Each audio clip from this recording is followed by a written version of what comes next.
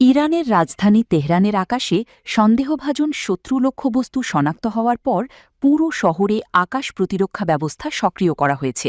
এতে নতুন করে উদ্বেগ তৈরি হয়েছে মধ্যপ্রাচ্যের নিরাপত্তা পরিস্থিতি নিয়ে।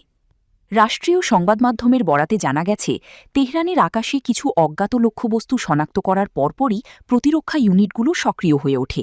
লক্ষ্যবস্তুগুলোর দিকে নজর রেখে সেগুলো প্রতিহত করার চেষ্টা চালানো হয়। মেহর নিউজ এজেন্সি জানিয়েছে, প্রতিরক্ষা ব্যবস্থা লক্ষ্যবস্তু শনাক্ত করে দ্রুত প্রতিক্রিয়া দেখায়। একই তথ্য নিশ্চিত করেছে নূর নিউজও।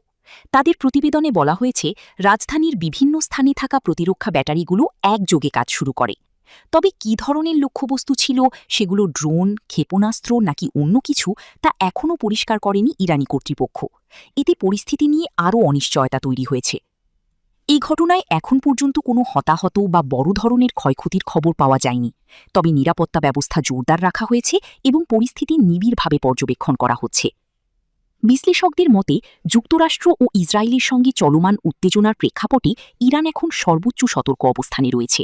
আকাশ প্রতিরক্ষা ব্যবস্থা সবসময় প্রস্তুত রাখা হচ্ছে সম্ভাব্য যে কোনো হামলা মোকাবিলার জন্য।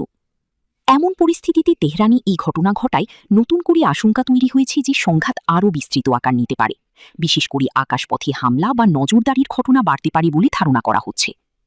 পর্যবেক্ষকরা বলছেন, বর্তমান পরিস্থিতিতে ছোট একটি সামরিক ঘটনা থেকেও বড় ধরনের সংঘাত শুরু হওয়ার ঝুঁকি রয়েছে। তাই আন্তর্জাতিক মহল পরিস্থিতির দিকে গভীর নজর রাখছে।